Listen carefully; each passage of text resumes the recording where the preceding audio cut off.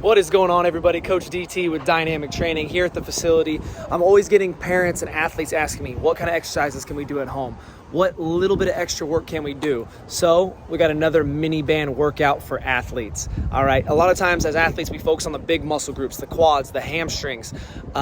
But here with the mini bands, we're gonna work the smaller muscles, the adductors, the stabilizer muscles, the hip flexors. So if you're looking to get faster, more powerful as an athlete, and you wanna do a little something extra at home or on your own, this video's for you. All right, so what you want to do is you want to lay down like an alligator, and you want to have your feet like an alligator's. Just like that. These are called alligator bands. These are called alligator bands, and we do this down in Australia. Go. 9, control it back in. Go. 10. 2 and 3. Yeah. How's your butt? It's aching. All right, now that the silly stuff's over, here's business. Mini band wall knee drives. We want to put ourselves in a nice sprinting position, flex that toe up, holding onto that band, and getting a slight pause at the top. Okay, so notice he's not pulling straight up and letting it come right back down. I'm going to show you guys a few different athletes, all different ages, doing the same exercises all the way through this video. So you're going to get a taste to see how does it look when an 8-year-old does it versus a 12-year-old versus a 16-year-old.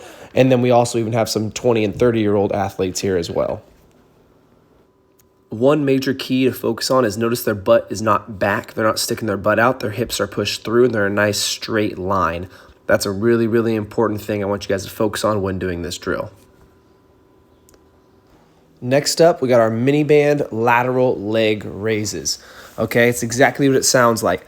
But a couple important key factors here to maximize this drill. Number one, you do not want your toe pointed out like I'm doing here in the video. We want to close off our foot, having our toes point straight ahead. Okay, the second most important thing, my coaching cue with these athletes, is when they kick their foot out, it's not just the kick out portion that's important, it's controlling that mini band and controlling that leg as that foot comes all the way back. So not just flapping that leg out and letting it fling back to hit the other foot. You want to push that foot out and control it as you bring it all the way back in, keeping tension on the band the whole time. Next up, we got mini band kickbacks. Okay, so you want to put a lot of your weight in that leg that is your plant leg. Then the opposite leg that's kicking back, you want to lead with that heel. I like to make sure that band is about mid-calf or a little bit lower. Less is more in this exercise. You don't need to have huge range of motion and kick that leg super high because then you're going to start utilizing your back. We want all the tension to be on your glutes and hamstrings right here. 5, 6. Good. Get a little pause at the top. Right there. Yep. Good. Little pause out when you kick out. Perfect. You should feel right where your butt and hamstring connect.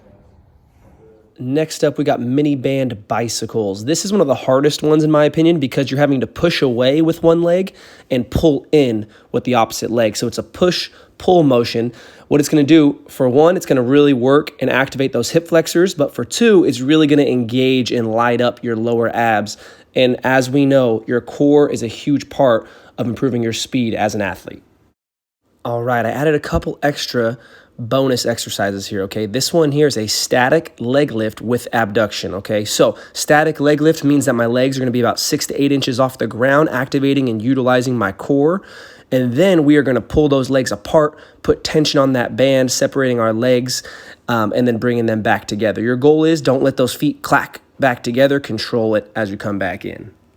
And last but definitely not least, the mini band hamstring curl. Hamstrings are definitely an undertrained or an underdeveloped muscle group on most athletes, but your hamstring is a huge part of your ability to be explosive and your ability to be fast. So make sure that you come up slow, squeeze that hamstring at the top, and control it on the way down. Developing your hamstrings will help prevent injuries and make you a better athlete. If you like this video and you want to see more just like it, check out this video right here. Top mini band exercises for developing speed. And if you haven't already, like and subscribe. We'll see you next time.